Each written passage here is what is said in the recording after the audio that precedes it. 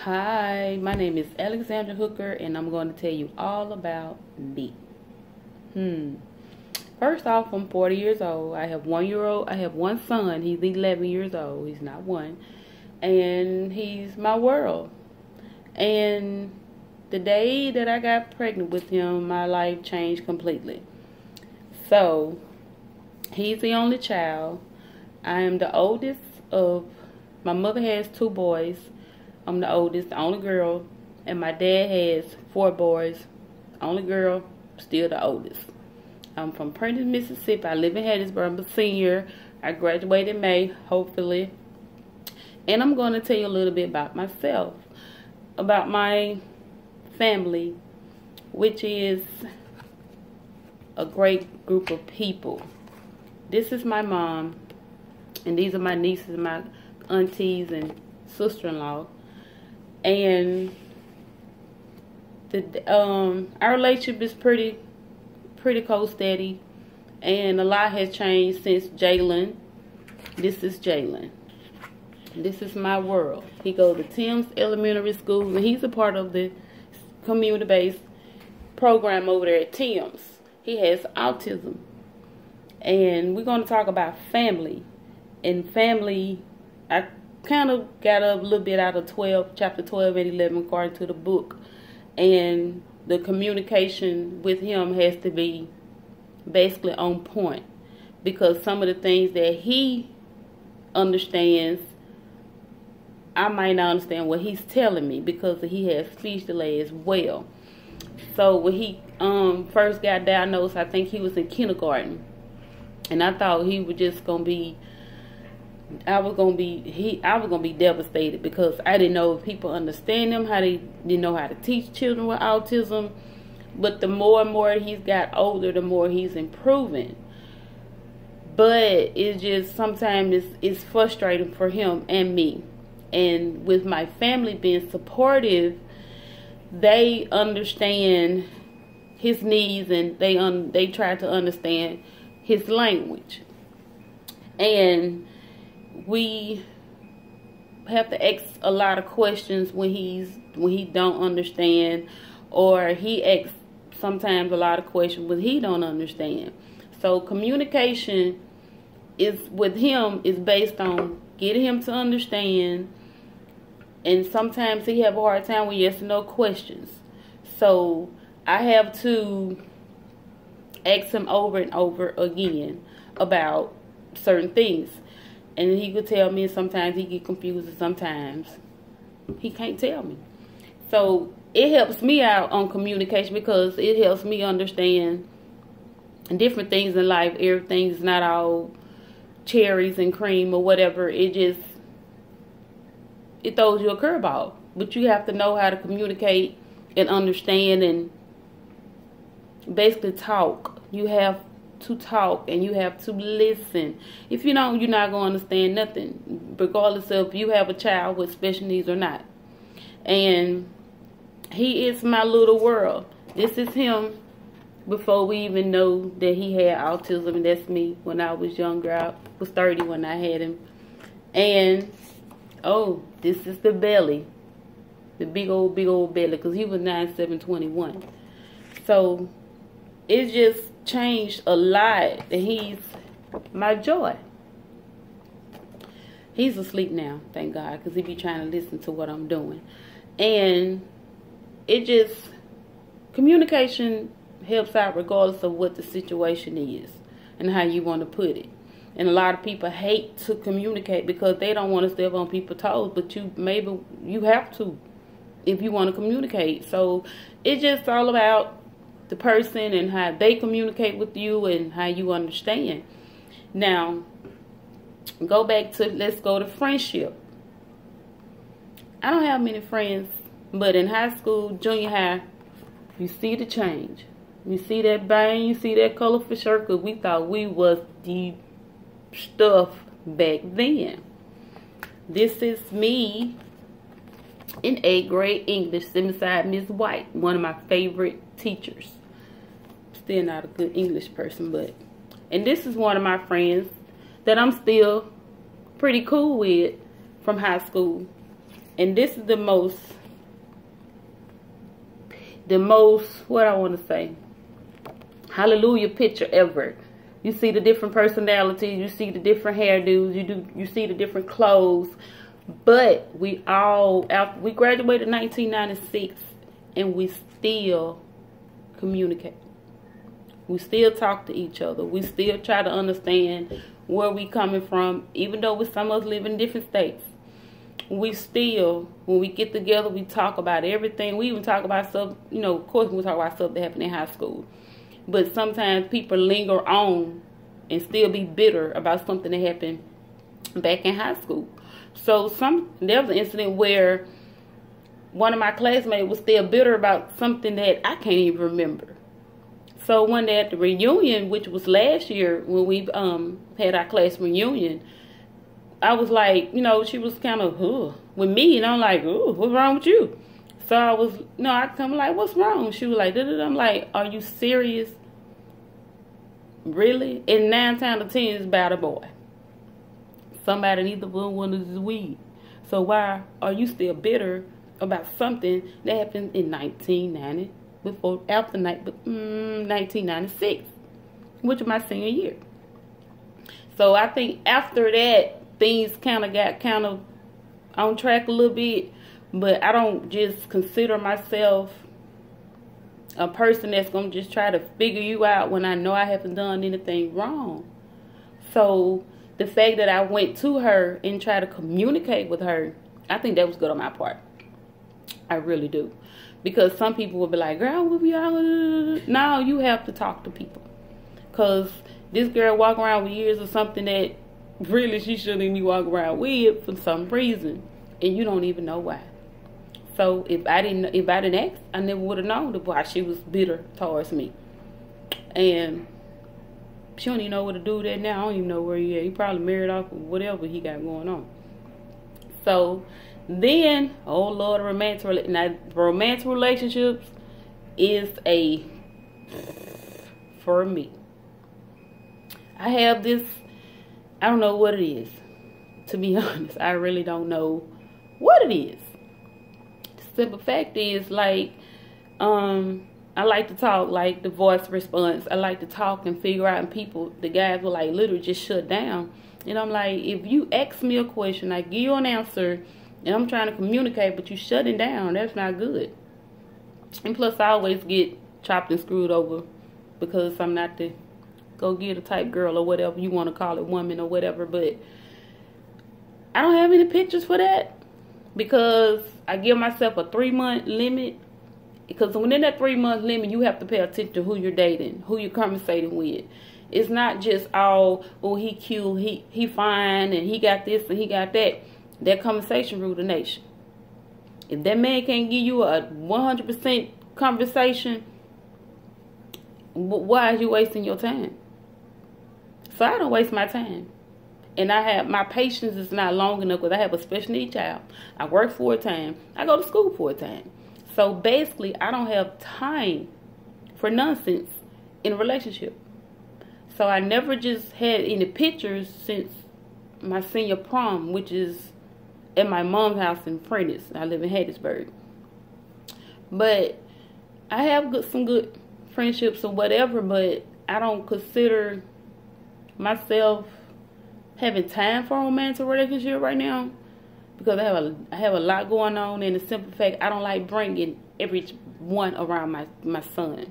Because it's much going on in this world, to the fact, I basically, to be honest with you, I don't want to go to jail about somebody messing with my child. And I see a lot of that. I hear, and I know a few people that, you know, rather have the dude than their child. No, man, Pam, that is not how they work. You got to take care of your child, and you got to take care of yourself. And it just, I don't know. I mean, people get in relationships and they seem like they just go in there blind.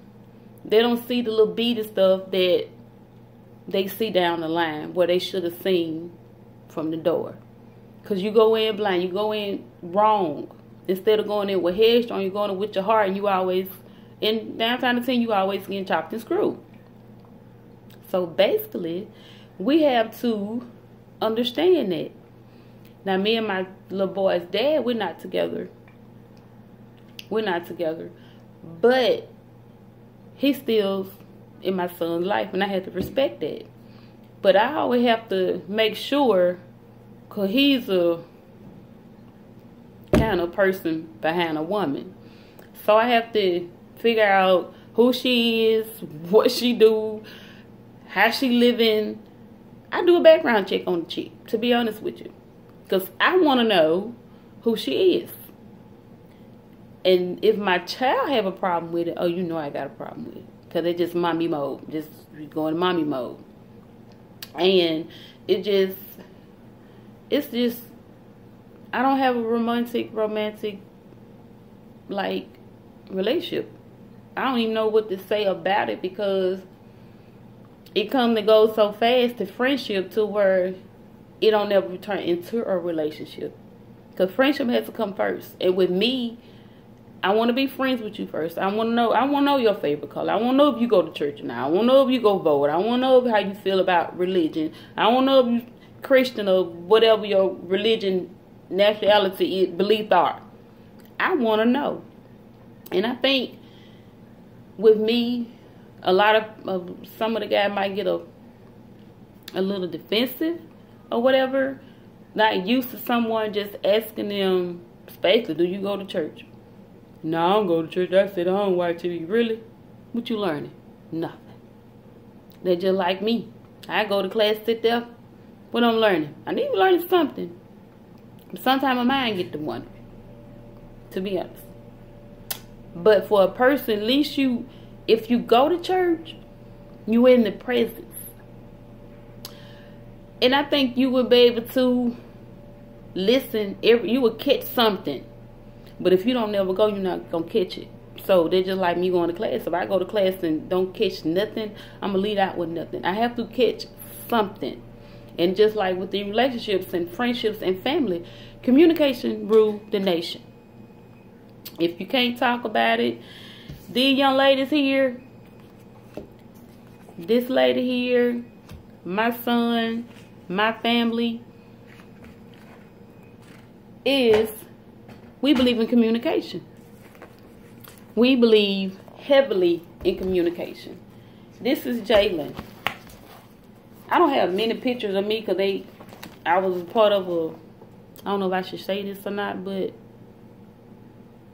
a kind of, well, ain't no kind in it, a very domestic battle relationship. And I got most of my stuff thrown away, like my baby pictures and all that kind of stuff. I don't have, because I got it from my mom's house. And my auntie, she lived, I don't know, in Louisiana somewhere, and I can't get to meet. So that's why I pulled out my junior high pictures and my high school pictures. But I don't have any, and that's something I'm going to have to look into to get in from her, because I want to have that for myself and to show him how mommy was little too. So it just all about me. I'm a go-getter. I'm a go-getter. When I say a go-getter, I've been going to school. You won't believe this. Since '96. After I graduated from high school, I went to Rusk College. Rusk College is a small black historical school, and the tuition is out the frame. And my major was social work. My last year there, financial problems coming, I had to quit. And it seemed like every time that I get back in school, get close to graduation, I run to this financial crisis. Like now, I have to pay out of pocket. I owe some tuition right now. How am I pay for it? I don't know. But it's going to get paid some kind of way, because I believe God going to work it out for me. And I don't believe in giving up. And I try to teach my son that not to give up. I try to teach my certain family members that's hard to get a grip of life. Don't give up. Keep pushing.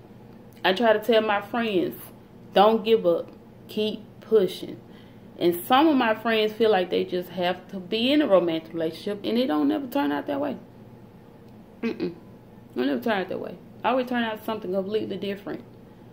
And they call me like, you was right. And I'm like, I know, that's why I'm single. Because I know what I want. I know what I want in life. I shouldn't have to settle just because he might look good or smell good. I can smell good and look good myself. You can too. So it just, communication. It just, people just have to learn how to talk.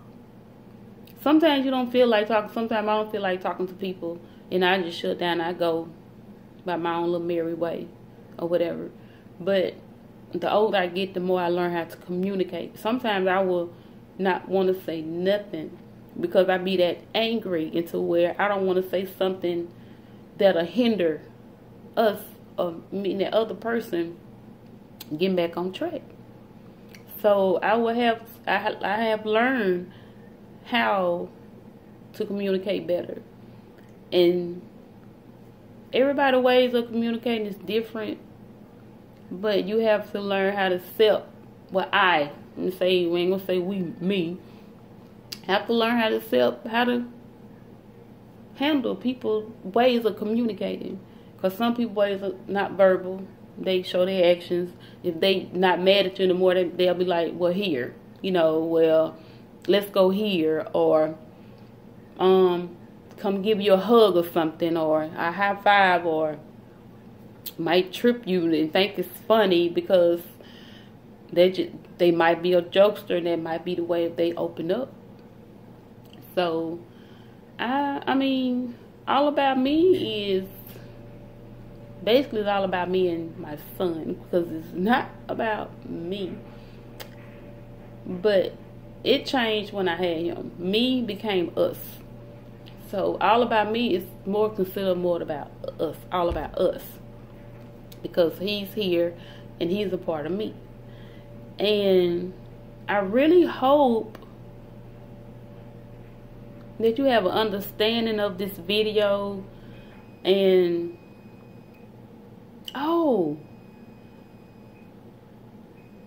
another thing, friendship. I had this one friend. I went to college. She supposed to be my best friend. Let me show you. This yellow girl right here. Right there. See her? Right here. Her name is, we're going to call her Riri. Riri and my boyfriend hooked up. Yeah, they hooked up. I was hurt, I do have a trust issue thing with people, even with friends, some friends. That's why I only have a few. I have a trust issues really bad because of my past. Because it seems like all the good girls always get chopped and screwed, regardless of in relationships, family, friends, anything, job, just anything. I always get chopped and screwed. So I seen her one day and she was like, I didn't think you were going to talk to me. I'm like, why? Because what happened? I was like, well, that's y'all. I'm not losing no sleep for nobody. That's just me. All about me. It's changed from 96 to 2017. Because when I was about 25 and 26, I was mean as a rattlesnake. You couldn't just say anything and anything to me without me popping out. But I learned how to humble myself and learn how to communicate better with people. Like chapter 10 says, grow from difference. Like some of my friends, I don't dress like revealing myself. I have friends that do. And they would ask me, what you think about this? I'm like, now you know you naked. Why you got that on? You're going to get the wrong crowd. You're going to get the wrong dude. If a man can't like you for who you are, and you got to dress naked for him, why are you with it? So it's just kind of crazy, basically. But this is all about me. This is basically me trying to sum it up to 15 to 20 minutes. I didn't think I was going to talk this long because I'm about over my time.